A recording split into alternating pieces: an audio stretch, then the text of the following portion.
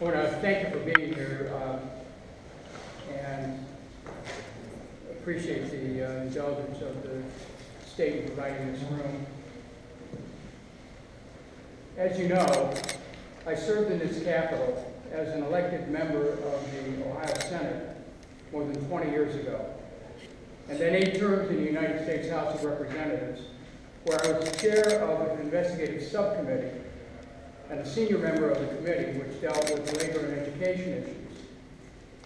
Perhaps, in this case, even more significantly, when I was mayor of Cleveland, I put my career on the line to block a corrupt effort by a private utility and a bank to take over the city's public electric system, then known as Union Light. As a result of my efforts, taxpayers and utility ratepayers in Cleveland have saved hundreds of millions of dollars. There remain 81 public power communities in Ohio, according to Ample Ohio, of which Cleveland is the largest. Privatization is a multi-trillion-dollar business. In the past 3 decades, there have been thousands of privatizations of public services worldwide. It is a big business, which inevitably causes an often unsuspecting public to pay a second time for something they already paid for once. Privatization of public assets is a major issue in America, and in the case of education, the federal government provides billions to privatizers in the charter industry. This morning, however, I will focus on the privatization of education in our state, Ohio.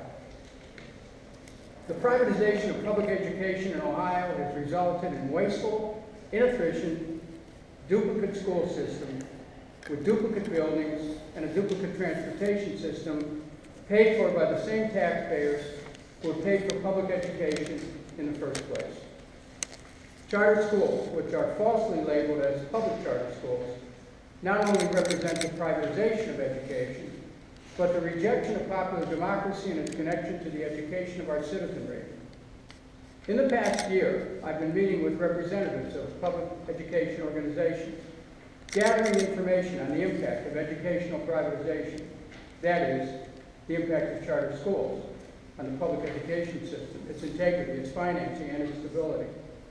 Today is the culmination of many meetings, phone calls, and planning sessions. This presentation has been greatly influenced by the work and the writings of William Phillips, the Executive Director of the Ohio Coalition for Equity and Adequacy of School Funding. Bill is sitting over there, and Bill, thank you very much for your efforts and your guidance. And also that of Dr. Robert Smith, PhD, former superintendent of the Zane Trace School System, Chillicothe, Ohio, former superintendent of Hicksville, Ohio, and assistant superintendent of the London, Ohio schools. Bob Smith is here as well. Dr. Smith, thank you for being here. And I want to say that I would invite both Bill Phillips and Dr. Smith to participate in any Q&As afterwards, because your depth of experience is even greater than mine. I also want to acknowledge the assistance of attorneys Nick Pittner and Charles Wilson, as well as input from many Ohio school officials. This week, beginning this evening, I will participate in the first of a series of town hall meetings in the Dayton metropolitan area, Columbus, Parma, and Elyria, to further assess public concerns about the impact of private, for-profit charter schools on public educational funding in the 611 districts throughout the state. Here are some of the questions I will raise. Do Ohioans know that this educational funding system set up by the state legislature in 1999 has taken over $10 billion, otherwise meant for common, local, neighborhood public schools, and given those funds instead to for-profit charters?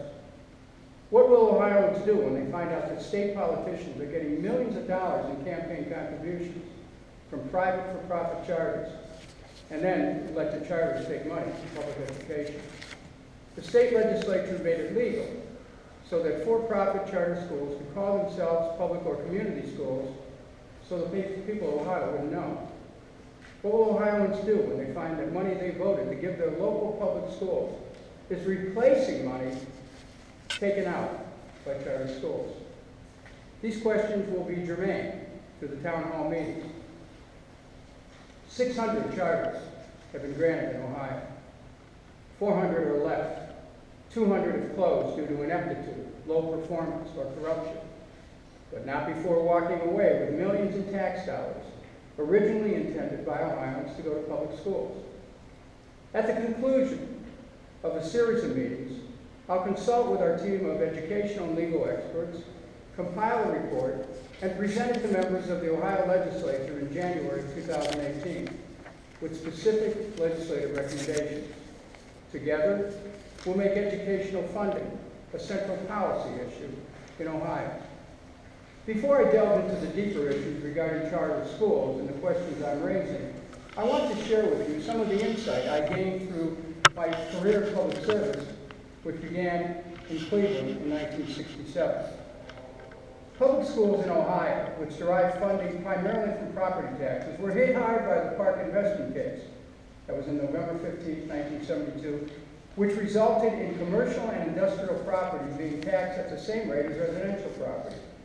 This created a massive tax deficit in educational funding. Corporate interests then used the boards of revision in each county to dramatically cut their property tax obligations on prime downtown land, further depriving public schools of resources. When the Ohio lottery was passed, everyone remembers the money was supposed to go to supplement educational funding, but instead it became a substitute for educational funding, giving state government more money to play with at the expense of schools. Tax abatements were introduced into Ohio, enabling corporations to take away from public schools millions of dollars in future tax revenue.